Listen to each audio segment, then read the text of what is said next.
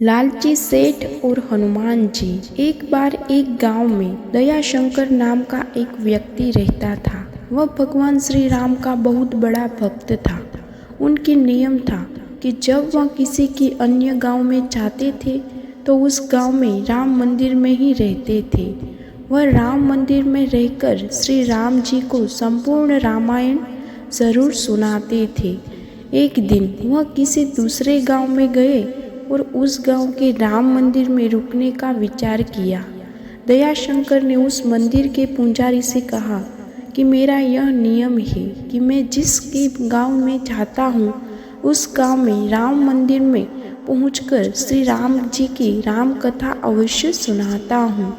उस मंदिर का पुजारी कहने लगा, आपको राम मंदिर में रुकना मना नहीं है, पर हमारे गांव और इस क्षेत्र की एक विशेषता है कि आप कितनी भी राम कथा कर लो, गांव के लोग राम कथा सुनने नहीं आएंगे।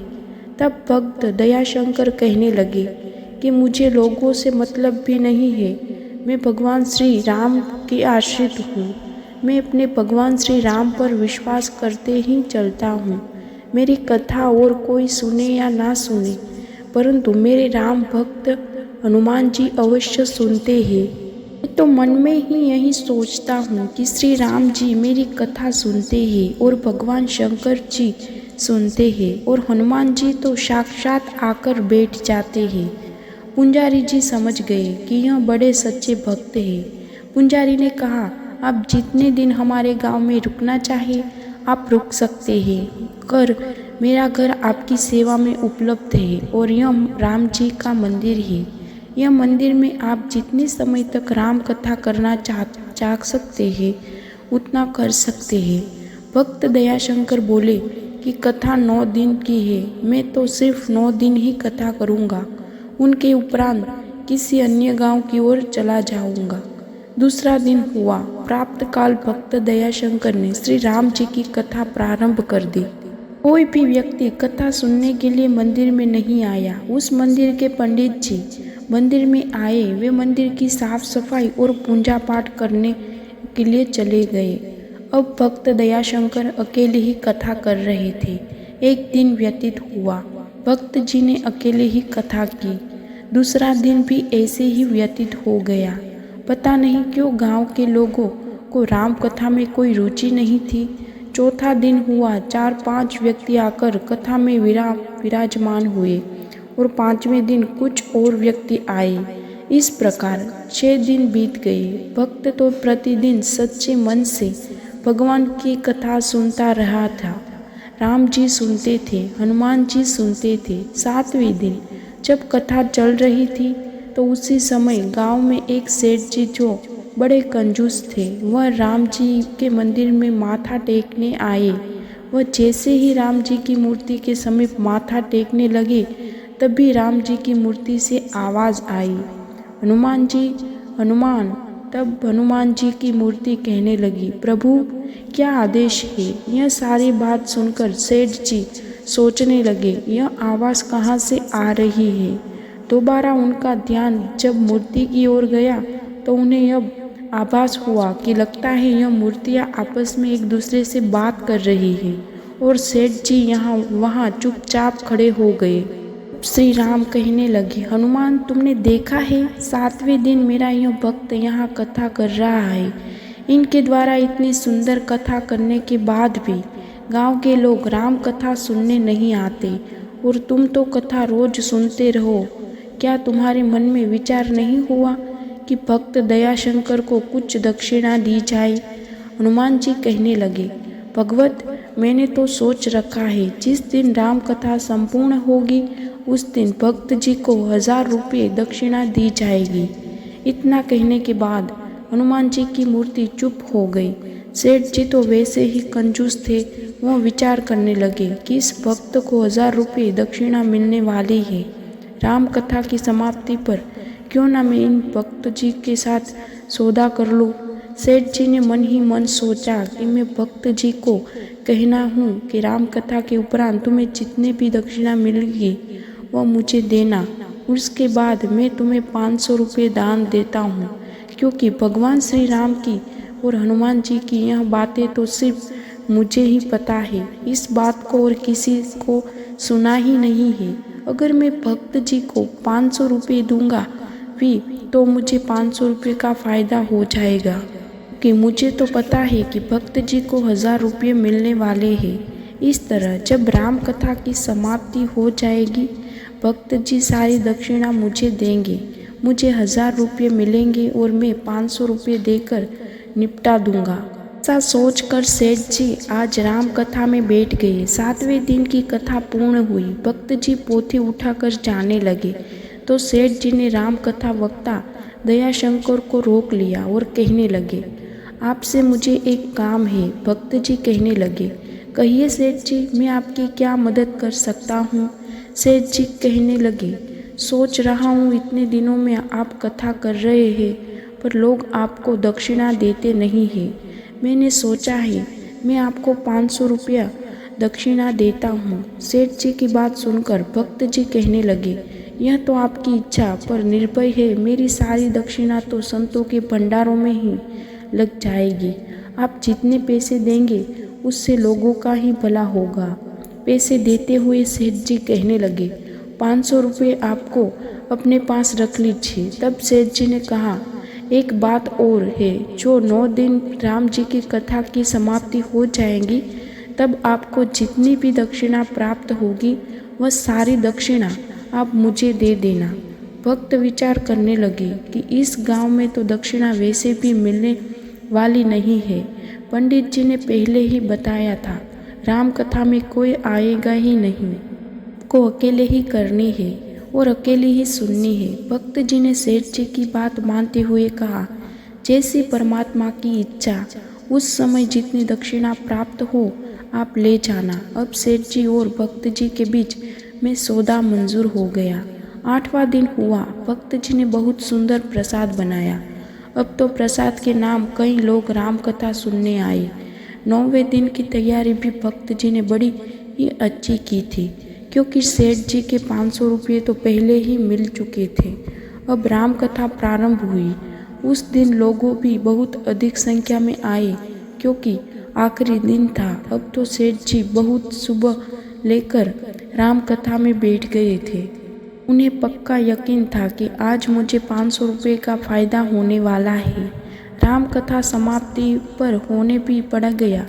उसके बाद भक्त जी ने पोथी उठाई और जाने लगे। वह लालची सेठ पूछने लगा, भक्त जी, दक्षिणा कहाँ है? तुम्हें जो दक्षिणा मिली है वह मुझे दो। भक्त जी ने कहा, मैं सच कहता हूँ, मैंने दक्षिणा उठाई ही नहीं है। जहाँ कथा कर रहा था वहाँ पर जाकर देखो, जितनी दक्षिणा मिली है वह तुम्हारी है। अब मैं जा रहा हूँ, तुम्हें अगले गांव की ओर यात्रा करनी है। सेठ जी ने कहने लगे, तुम ऐसे नहीं जा सकते, मुझे सारी दक्षिणा देकर जाओ। भक्त जी ने कहा, मुझे दक्षिणा नहीं मिली है। आपने जितने भी पैसे मुझे दिए थे वह सारे पैसे लोगों के भंडारों में खर्च कर दिए। और ऐसा कहकर रामायण की पोथी उठाकर भक्त जी निकल गए। सेठ जी भागते हुए उस पतंग नजदीक आए। इस पर भक्त जी की कथा थी। वहाँ पर गिने चुके 20 रुपये पड़े थे। सेठ जी पलंग पर बैठे उठाकर मंदिर में अंदर की ओर चल गए। मंदिर में जाकर राम जी और हनुमान जी की मूर्ति की ओर देखकर कहने लगे, उस दिन तो आप बड़े जोर जोर से बातें कर रहे थे कि भक्त जी को 1000 रुपये दक्षिणा देनी है। अब तक तो आपने दक्षिणा दे ही नहीं। अगर आज आप दक्षिणा देते तो मुझे 500 रुपये का फ़ायदा हो जाता। आपने दक्षिणा क्यों नहीं दी? पर वह तो मूर्तियाँ थी, वह तो चुपचाप सब सुन रही थी। सेठ जी को बड़ा गुस्सा आया और कहता है, ना कि गुस्से में ज्ञान ही नहीं रहता। ज्ञान और क्रोध के कारण सेठ जी ने अपने पैसे से बड़े जोर से हनुमान जी के पैर पर प्रहार किया। जैसे ही सेठ जी ने हनुमान जी के पैर पर प्रहार किया, हनुमान जी ने सेठ जी के पैर को जकड़ लिया। हनुमान जी की मूर्ति से सेठ जी का पैर इतनी जोर से पकड़ा कि बार बार प्रयास करने पर भी सेठ जी ने अपना पैर छुड़वाया नहीं पाए। अब राम जी की मूर्ति बोली, हनुमान हनुमान जी कहने लगे, याज्ञा प्रभु। राम जी ने कहने लगे, हनुमान मैंने आपसे कहा था मेरे भक्त को 1000 रुपया दक्षिणा देनी है, तुमने तो सिर्फ 500 रुपये की ही दक्षिणा दी है। तब हनुमान जी हंसकर कहने लगे कि महाराज, सेठ जी ने अभी 500 रुपये और देने वाले हैं, अभी तो मैंने इनका पैर पकड़ लिया है। सेठ जी क्रोधित होकर कहने लगे, मेरा पैर छोड़ो, मेरा पैर छोड़ो, कोई जल्दी से भक्त जी को पकड़ लाओ, मुझे उनको पैसे वापस लेने हैं। हनुमान जी कहने लगे, सेठ जी अब तुम्हें ऐसे छूटने वाले नहीं हो, जब तक 500 रुपये दक्षिणा नहीं दोगे तब तक तुम्हारे पैर नहीं छूटेगा। सेठ जी का बुरा हाल हो गया, वह जोर जोर से चिल्लाने लगे, कोई मुझे बचाइए, कोई मुझे बचाइए। मंदिर में उपस्थित सभी लोग भागते हुए सेठ जी के पास आए और कहने लगे कि सेठ जी क्या हुआ। सेठ जी कहने लगे, मेरे पैर को हनुमान जी ने पकड़ लिया है। अन्य लोगों को तो ऐसा कुछ दिखाई ही नहीं दे रहा था, उन्हें तो लग रहा था कि सेठ पागल हो गया है। कुछ लोगों ने जाकर सेठ के बच्चे को सारी बातें बताई। सेठ के 2 पुत्र भागते हुए मंदिर में आए और अपने पिता से पूछने लगे, पिताजी क्या हुआ, आप चल क्यों नहीं पा रहे हैं। सेठ रोते हुए कहने लगा, हनुमान जी ने मेरे पैरों को जकड़ लिया है। मेरे पैर जकड़ने के कारण पूछने पर वह कहने लगे, एक भक्त जी यहाँ कथा रहे हैं, मैंने उनको सौदा किया था कि कथा समाप्ति पर प्रसाद जितनी दक्षिणा आपको मिल रही वहीं सारी मैं ले लूँगा, इनके बदले में उसे 500 रुपये दूंगा। मैंने तो उन्हें 500 रुपये पहले ही दे दिए थे, पर उन्हें दक्षिणा में आज कुछ नहीं मिला, इसलिए मैं बड़ा क्रोधित होकर इस मंदिर में आ गया और क्रोधित होकर मैंने हनुमान जी के ऊपर पाँव से प्रहार किया। मैंने जैसे ही प्रहार किया, हनुमान जी ने मेरे पाँव पकड़ लिए। अब हनुमान जी हंसते ही जा रहे हैं और हनुमान जी मुझे बार बार यही कह रहे हैं, सेठ जी भक्त जी को 500 रुपये दे दीजिए, मैं तुम्हारे पाँव छोड़ दूंगा। अभी इस प्रकार की बातें चल रही थी कि सबसे नज़दीक भगवान शंकर जी मूर्ति से हंसते हुई आवाज़ आई। भगवान शंकर हंसते हुए कहने लगे, हनुमान जी अब तो भक्त जी आ गए हैं, क्या अभी तुम सिर्फ 500 रुपये ही दिलवाओगे। अब हनुमान जी कहने लगे, प्रभु जी अगर आप आदेश दे तो हम सेठ जी के पूरे 1000 रुपये निकलवा लें। हनुमान जी पूर्ति हंसते हुए कहने लगे, हे प्रभु आप जितना आदेश करेंगे उतनी ही दक्षिणा हम सेठ जी से भक्त की को दिलवा देंगे। तब भगवान शंकर जी मूर्ति से हंसते हुए कहने लगे, सेठ जी देने वाला आनाकानी कर रहे हैं, इसलिए अब तो 1000 रुपये ही दिलवाने चाहिए। इन्होंने भक्त जी के साथ भी झूठ कहा है और भक्त जी को ठगने का प्रयास किया है, इसलिए अब हमारी इच्छा है कि सेठ जी को 1000 रुपये दान करें। इस बार मूर्तियों की यह सभी आवाज़ गांव के सब लोग भी सुन रहे थे। वह हैरान हो गए कि यह मूर्तियाँ आपस में कैसे बातचीत कर रही है। सेठ के पुत्रों ने कहा, पिताजी जल्दी से आज्ञा कीजिए, हम भागकर उस भक्त जी को 1000 रुपये देकर आते हैं, तब आप इस बंधन से मुक्त हो जाएंगे। सेठ जी ने बड़े दुखी मन से हाँ करते हुए कहा, जल्दी जाओ उस भक्त जी को ढूंढकर 1000 रुपये देकर आओ, ताकि मैं बंधन से मुक्त हो जाऊं। सेठ के पुत्र भागते हुए और भक्त जी को ढूंढकर उन्हें हाथों में 1000 रुपये देकर वापस आ गए।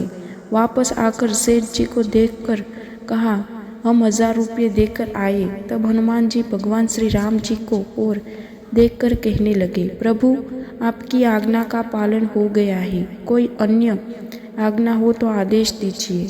तब श्री राम जी और भगवान शंकर जी हंसते हुए कहने लगे, हनुमान जी आपने बड़ी ही अच्छी सेवा की है, आपने भक्त जी को इतना धन दे दिया है कि उसका जीवन यानी बहुत अच्छे से हो जाएगा। हनुमान जी ने सेठ जी को पैर छोड़ दिए।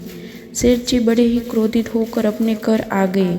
भक्त दयाशंकर ने मन में लालच नहीं था, वह तो यह सोचकर कथा कर रहे थे कि मेरे भगवान मेरी कथा सुनते हैं और जो भक्त भगवान के नियमित होता है भगवान उनकी रक्षा स्वयं करते हैं। हमें भगवान के भक्तों का भी सच्चे हृदय से पूजन करना चाहिए, क्योंकि यह भगवान के भक्त ही तो भगवान से मिलवाने की बातें हैं। जो भगवान के सच्चे भक्त होते हैं भगवान उनकी रक्षा खुद करते हैं। भगवान अपने भक्त को कभी अकेला नहीं छोड़ते हैं। जय श्री राम। अगर आपको वीडियो पसंद आई हो तो हमारी चैनल को सब्सक्राइब ज़रूर करें और हमारी वीडियो को कमेंट बॉक्स में जय श्री राम, हर हर महादेव, जय